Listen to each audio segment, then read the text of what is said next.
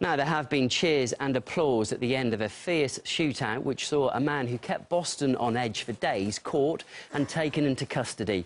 A 19-year-old suspect in Monday's deadly marathon bombings was seriously injured in the standoff with police and is now in a critical condition. More now from RT's Anastasia Churkina, who was at the scene. After what has been a week that seems to have lasted an eternity, FBI officials as well as local law enforcement were finally able to arrest and take into custody 19-year-old Jahar Tsarnaev, the second suspect in the Boston bombings case. Of course, on Monday afternoon, two bombs went off seconds apart from each other at the finishing line of the Boston Marathon. And this entire week, there has been a manhunt after the two brothers that were seen as suspects in this case. Now, this Friday night, officials were able to find the younger brother who was in hiding in a dry-docked boat in the town of Watertown, just minutes away from Boston. A local had informed officials that he had seen a man covered in blood, and they were able to, through a helicopter that had heat signature technologies, be able to track down the young man, even though he was covered up in the boat. Standoff between him and the police lasted for several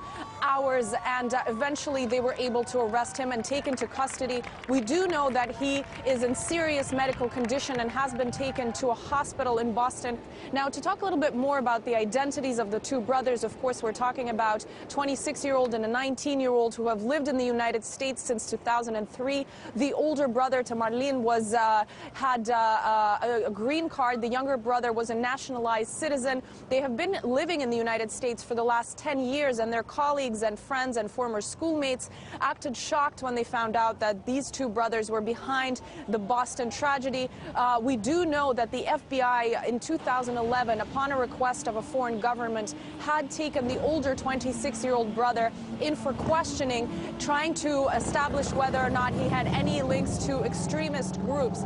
RT spoke exclusively with the mother of the two suspects, and this is what she had to say. He was controlled by FBI like for 5 years.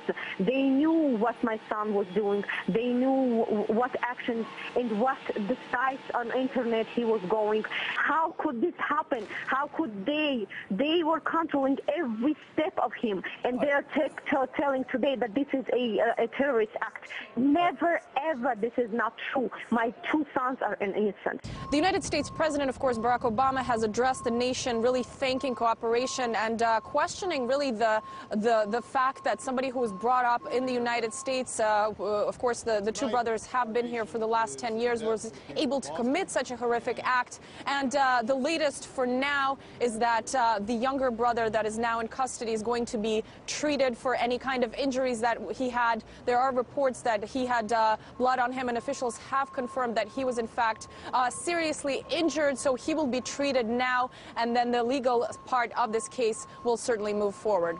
Anastasia Churkina, RT, Boston, Massachusetts.